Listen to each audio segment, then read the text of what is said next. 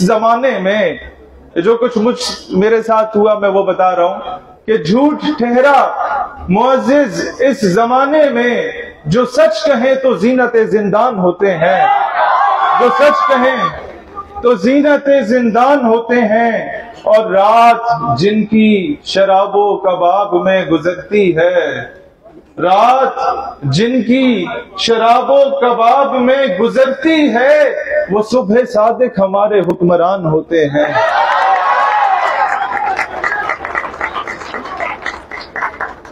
रात जिनकी शराबो कबाब में गुजरती है, रात जिनकी शराबो कबाब में गुजरती है, वो सुबह सादिक हमारे हुक्मरान होते हैं।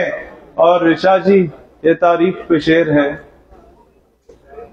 हक परस्ती क्या है ना बता अवान हूं, हक परस्ती क्या है ना बता अवान हूं, मेरे बाप दादा भी हुसैन पे कुर्बान होते हैं। हक परस्ती क्या है ना बता अवान हूं, मेरे बाप दादा भी हुसैन पे कुर्बान होते हैं।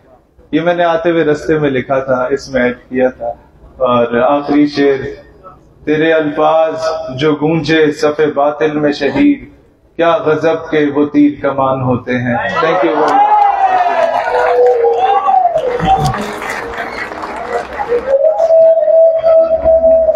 बहुत शुक्रिया शहीद भाई।